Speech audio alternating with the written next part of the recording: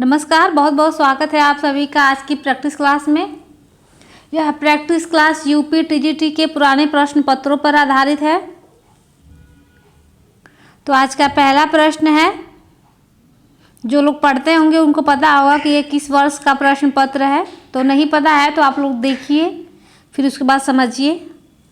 चलिए हम तब तक शुरू करते हैं आज की क्लास। आज का पहला प्रश्न है, सही आरोही क्रम चुनिए। सही आरोही क्रम चुनना है तो विकल्प में है, 4 विकल्प दिया गया है। प्रयोगवाद, छायावाद, नई कविता और प्रगतिवाद। तो ये तो एकदम इजी प्रश्न है, सभी लोगों को आ जाएगा।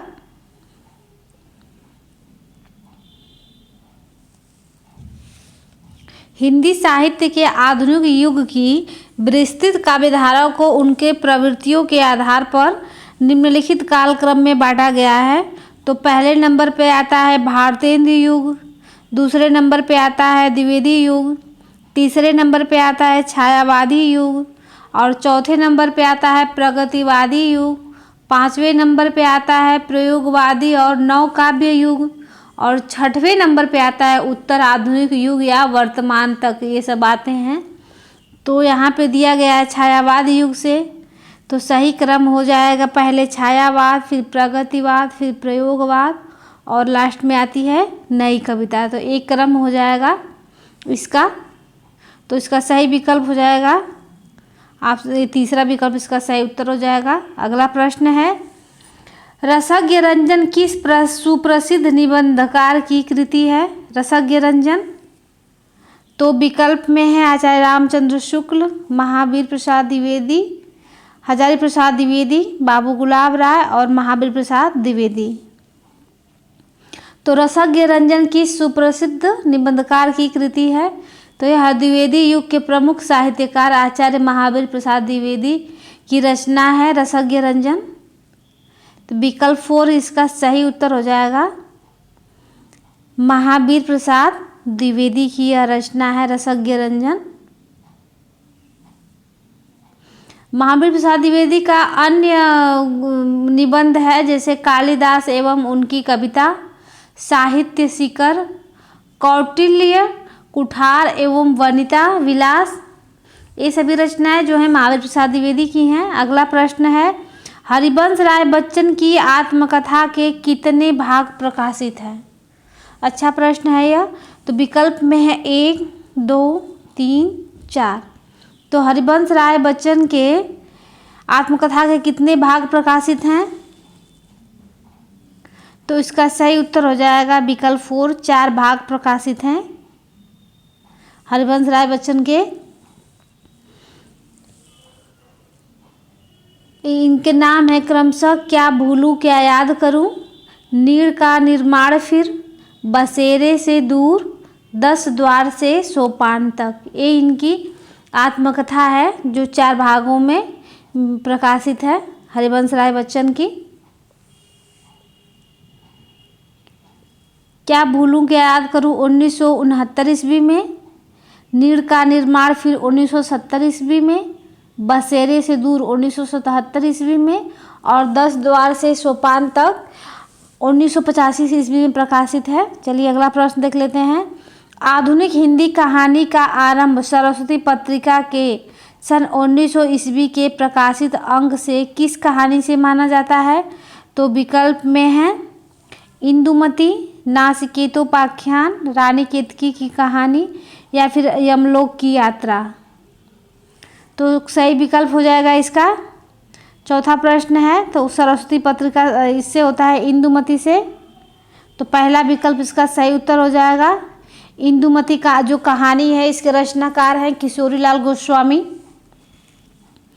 अगला प्रश्न है, हिंदी में रेखा चित्र के प्रथम रचयिता पंडित पद्म सिंह शर्मा की रचना का नाम बताइए। पद्म सिंह रचना की वह कौन सी रचना है? तो विकल्प में है पद्मराग, पथ के साथी, 10 तस्वीरें या फिर रेखा और रंग।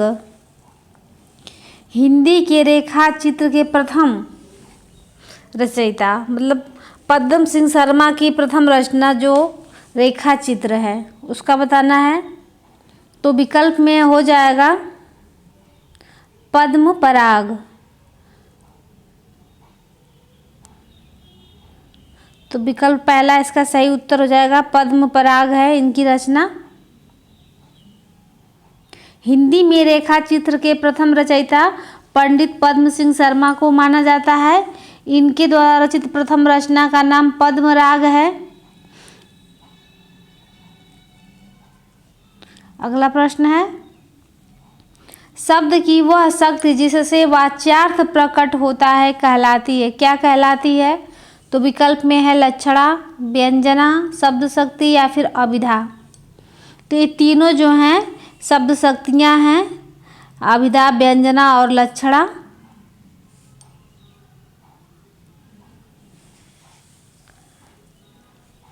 तो वह शब्द की वह शक्ति जिससे वाच्यार्थ प्रकट होता है उसे क्या कहते हैं?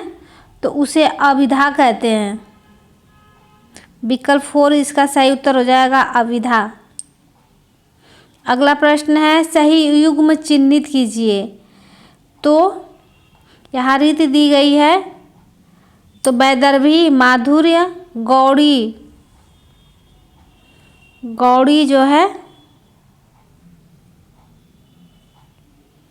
वैदर्भी माधुर्य, गौड़ी माधुर्य, पांचाली ओज, गौड़ी प्रसाद। तो सही युग्म का चयन करना है। तो इसका सही उत्तर हो जाएगा वैदर्भी जो है, इसमें वीणा के स्वरों के समान मधुर या मधुर भाव युक्त होती है यह। तो पहला विकल्प इसका सही उत्तर हो जाएगा, वैदर्भी जो है माधुर्य होती है। गौड़ी जो होती है इसमें ओज गुण युक्त होती है। गौड़ी जो होती है, गौड़ी ये ओज युक्त होती है। और पांचाली भी माधुर्य गुण युक्त होती है। ये भी पांचाली, ये भी माधुर्य होती है। चलिए अगला प्रश्न देख लेते हैं। श्रृंगार रस का स्थायी भाव है। श्रृंगार रस का स्थायी भाव सभी लोग जानते होंगे। श्रृंगार रस का स्थायी भाव रति होता है। तो विकल्प दूसरा इसका सही उत्तर हो जाएगा, रति। शोक जो है करुण रस का स्थायी भाव है। ये करुण रस है इसमें, करुण। हास्य में हास्य रस होता है, हास्य रस। और उत्साह में जो है वीर रस होता है, इसमें वीर रस होगा, वीर रस। इसमें हास होगा, हास्य रस। चलिए अगला प्रश्न देख लेते हैं। अनुभाव के दो भेद होते हैं। अनुभाव के कितने भेद होते हैं? 2 भेद होते हैं। तो कौन कौन से होते हैं? तो विकल्प में है कायिक और वाचिक, सात्विक और वाचिक, कायिक और सात्विक, सात्विक और मानसिक। तो अनुभाव के 2 भेद होते हैं, वो कौन कौन हैं? तो कायिक और सात्विक होता है। इसके 2 भेद होते हैं, कायिक और सात्विक। तो विकल्प तीसरा इसका सही उत्तर हो जाएगा, कायिक और सात्विक। कायिक अनुभाव अथवा आंगिक अनुभाव शारीरिक चेष्टा जैसे छूना, पकड़ना आदि से संबंधित होते हैं। और जो अनुभाव मन में आए, भाव को के कारण स्वतः प्रकट हो जाते हैं, वे सात्विक भाव कहते हैं। जैसे रोंगटे खड़े हो जाना, पसीने आना, कपकपी छूटना, ये सब क्या है? सात्विक अनुभाव है। अगला प्रश्न है, सही कथन चुनिए। य और व ध्वनियाँ अर्धस्वर कहलाती हैं। व्यंजन का उच्चारण बिना स्वर की सहायता से हो सकता है। सही कथन चुनना है। तो पहले नंबर पर तो यही असत्य हो गया। अवधेश का विग्रह अवधन देश होता है। हिंदी में व्यंजनों की संख्या 60 होती है। तो सही अनुक्रम चुनना है। सही कथन हो जाएगा ऑप्शन ए, य और वो ध्वनियाँ अर्धस्वर कहलाती हैं। अगला प्रश्न है, देवनागरी लिपि की सबसे बड़ी विशेषता है। क्या है बड़ी विशेषता? तो विकल्प देखते हैं पूरा इसका। विकल्प में है हिंदी भाषा की लिपि होना, प्राचीन लिपि होना, अनेक भारतीय भाषाओं की लिपि होना, या फिर सर्वाधिक वैज्ञानिक लिपि होना, एक ध्वनि के लिए एक संकेत होना। सबसे बड़ी विशेषता बताना है इसकी। तो सबसे बड़ी विशेषता इसकी यही है कि देवनागरी लिपि एक वैज्ञानिक लिपि है। एक लिपि में प्रत्येक ध्वनि के लिए एक संकेत है। तो विकल्प 4 इसका सही उत्तर हो जाएगा।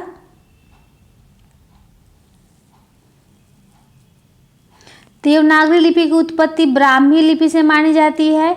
इस लिपि से शिरोरेखा का प्रयोग किया जाता है। इस लिपि में जैसे हम लोग लिखते हैं तो उसमें ऊपर जो खींच दिया, जैसे मतलब लिख दिए अनेक, अब इसके ऊपर जो इसी को शिरोरेखा कहते हैं। चलिए अगला प्रश्न देखते हैं। कर्म कारक के लिए प्रयुक्त होने वाला चिन्ह है, कौन सा है? तो विकल्प में है ने, के लिए, से, को। तो कर्ता ने कर्म को। तो इसका चौथा विकल्प सही उत्तर हो जाएगा। को का प्रयोग होता है। कर्ता ने कर्म को करण से, संप्रदान के लिए, अपादान से, संबंध काकी के, अधिकरण में, पर, संबोधन में हे, ओ, अरे, ये सब प्रयोग होता है। चलिए अगला प्रश्न देखते हैं। अनुसुष्टु है। अनुसुष्टु क्या है? तो अनुसुष्टु एक प्रकार का छंद होता है। तो पहला विकल्प इसका सही उत्तर हो जाएगा। अनुसुष्टु जो है एक छंद होता है। रामायण, महाभारत, गीता के अधिकांश श्लोक अनुसुष्टु छंद में ही हैं। इसमें कुल 32 वर्ण होते हैं। अनुसुष्टु छंद में 32 वर्ण होते हैं। 32 वर्ण होते हैं। चलिए अगला प्रश्न है। शुद्ध वाक्य चुनिए। शुद्ध वाक्य चुनना है तो विकल्प में है मुरझाया हुआ फूल वर्षा की फुहार से अभी सिंचित होकर पुनः खिल उठा। विकल्प दूसरा है मुरझाई हुआ फूल वर्षा की फुहार से अभी सिंचित होकर पुनः खिल उठा। शुद्ध वाक्य चुनना है तो शुद्ध वाक्य है मुरझाया हुआ फूल वर्षा की फुहार से अभिसिंचित होकर पुनः खिल उठा। खिल उठे, खिल उठी, खिल उठा।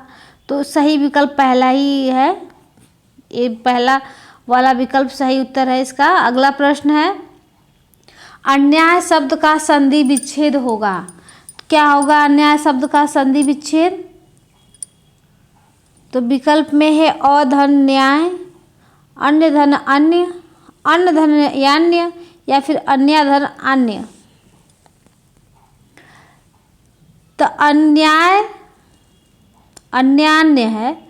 अन्यान्य शब्द का संधि विच्छेद करना है।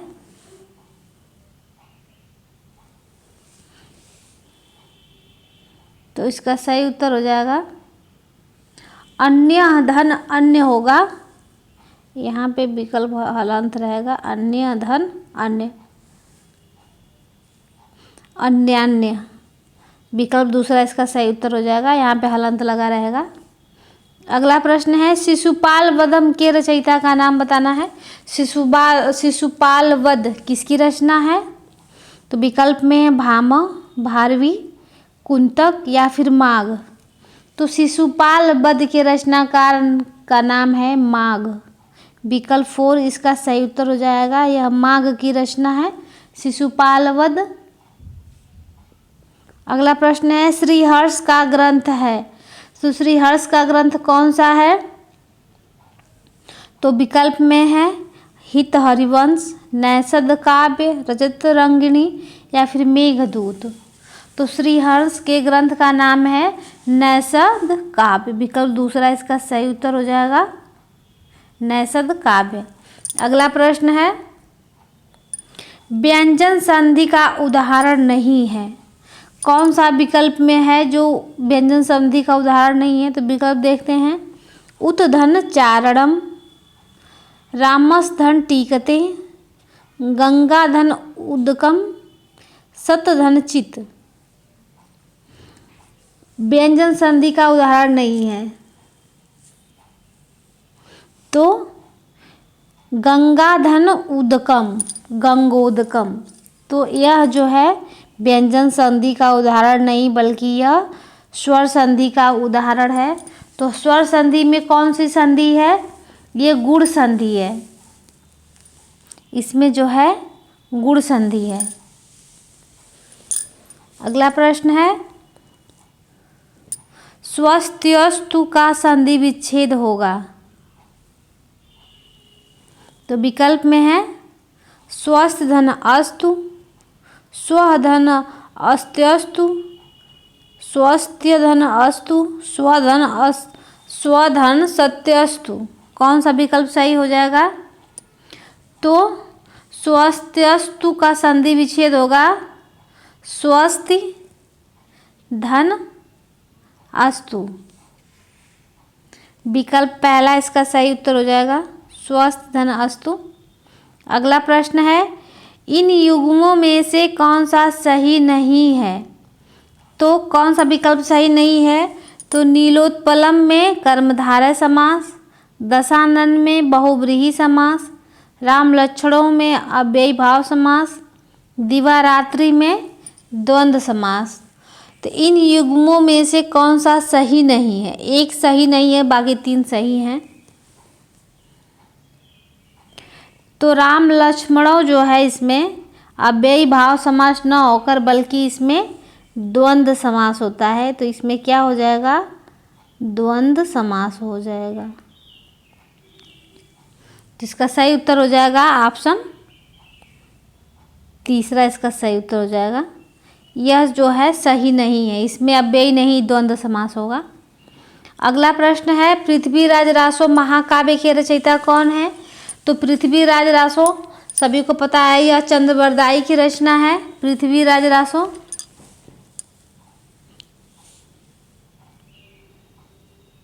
तो इसका विकल्प दूसरा सही उत्तर हो जाएगा, चंद्रबरदाई। पृथ्वीराज रासो जो है आदिकालीन महाकाव्य है। इस ग्रंथ की रचना पृथ्वीराज के दरबारी कवि चंद्रबरदाई ने की थी। इसकी भाषा है डिंगल एवं पिंगल शैली में रचित है यह। विनय पत्रिका नामक ग्रंथ की रचना की है, किसने की है? तो मल्लुकदास ने, गोस्वामी तुलसीदास ने, विक्रमादित्य ने या फिर केशव दास ने। तो विकल्प एकदम इजी दिया गया है, सभी लोग जान गए होंगे। तो यह गोस्वामी तुलसीदास की रचना है विनय पत्रिका। देव कवि किस जिसके थे, मतलब कहाँ के निवासी बताना है। तो विकल्प में है मैनपुरी, बनारस, गोरखपुर या फिर इटावा। तो देव कवि जो हैं रीतिकाल के सर्वश्रेष्ठ कवियों में से एक हैं। इनका जो जन्म है देव का, ये उत्तर प्रदेश के इटावा जिले के निवासी थे। उत्तर प्रदेश के इटावा जिले के निवासी थे देव कवि। तो इसका सही विकल्प हो जाएगा ऑप्शन 4। कान भरना मुहावरे का अर्थ है, क्या अर्थ है कान भरने का?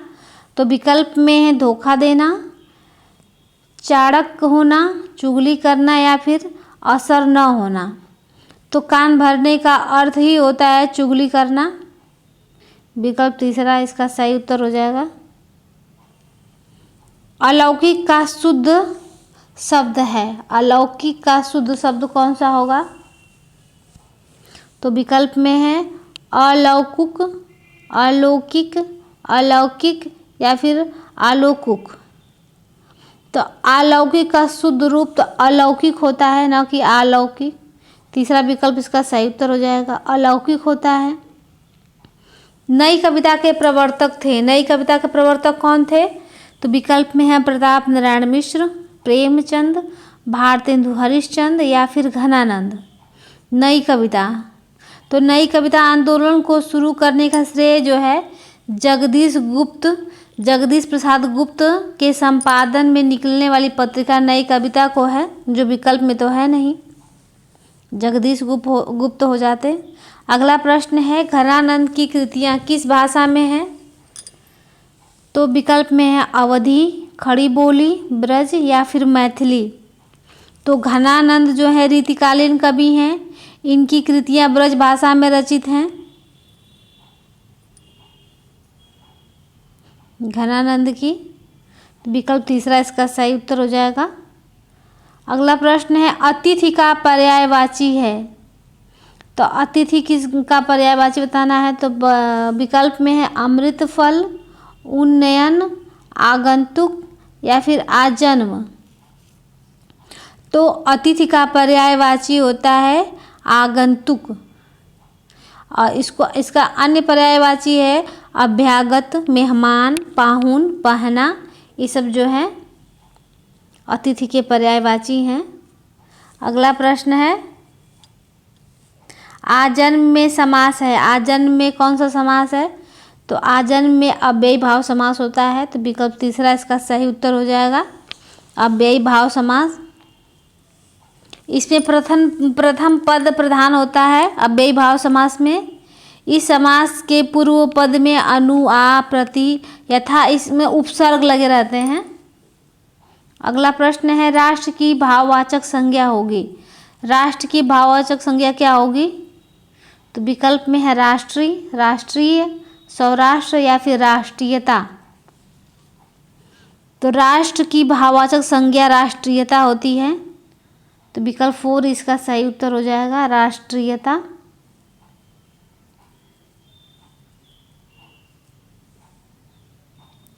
अगला प्रश्न है राम शब्द के षष्ठी एक वचन का रूप होगा।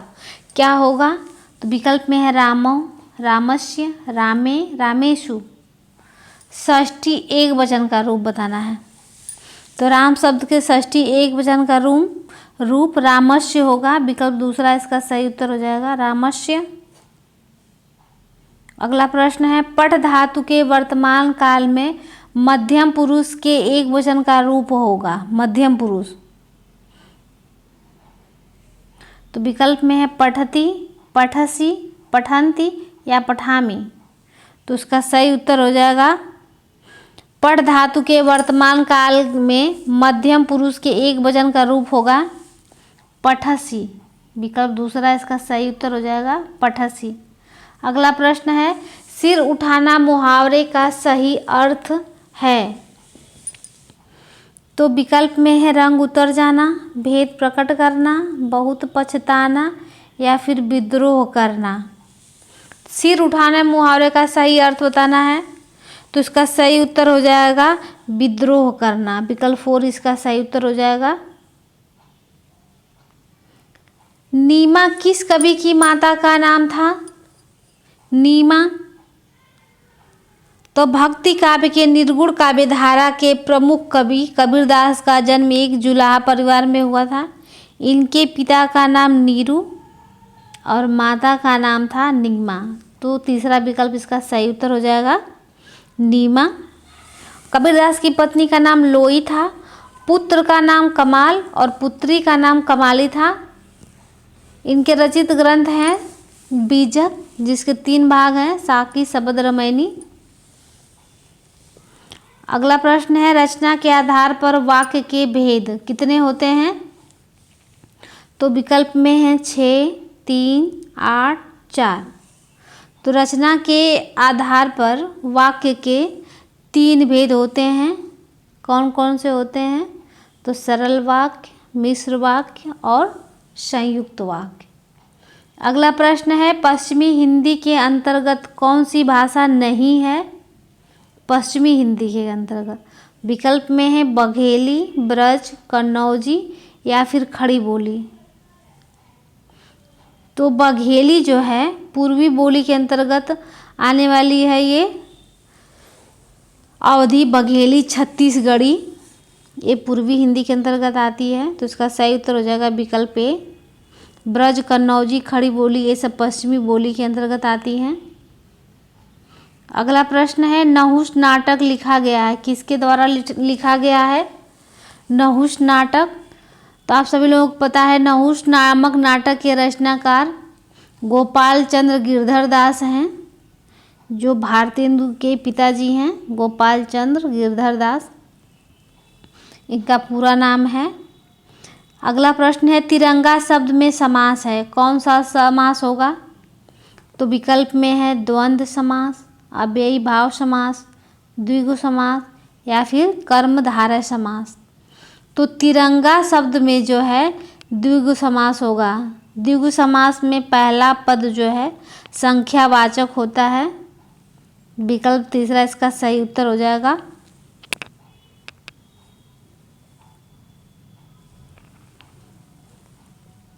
इसका प्रथम पद संख्यावाचक विशेषण होता है और दूसरा पद जो है संज्ञा और प्रधान होता है। इन समास में दोनों पद प्रधान होता है और दोनों पद के बीच में और का लोप हो जाता है। अगला प्रश्न है रामचरितमानस में कुल कितने कांड हैं? तो आप सभी लोगों को पता है कि 7 कांड हैं रामचरितमानस में। विकल्प दूसरा इसका सही उत्तर हो जाएगा। अगला प्रश्न है भागवंती उपन्यास के रचयिता कौन है? भागवंती उपन्यास के रचयिता तो विकल्प में है सुदर्शन, ज्ञानेंद्र, रामवृक्ष बेनीपुरी या फिर अज्ञेय। तो भागवंती उपन्यास के रचयिता सुदर्शन जी हैं। पहला विकल्प इसका सही उत्तर हो जाएगा। सुदर्शन द्वारा रचित प्रमुख कहानियां हैं जिसमें तीर्थ यात्रा, पत्थरों का सौदागर, पृथ्वी बल्लभ, बचपन की एक घटना, ये सभी जो है उनकी कहानियां हैं सुदर्शन जी की। अगला प्रश्न है अखरावट काव्य कृति के रचयिता कौन है? तो अखरावट किसकी रचना है? तो विकल्प में है मलिक मोहम्मद जायसी, कुतुबन, मंझन या फिर उस्मान। तो अखरावट जो काव्य कृति है यह मलिक मोहम्मद जायसी की रचना है। इसका पहला विकल्प सही उत्तर हो जाएगा। विकल्प पहला इसका सही उत्तर हो जाएगा। तो आज के लिए बस इतना ही। मिलते हैं नेक्स्ट वीडियो में, तब तक के लिए धन्यवाद।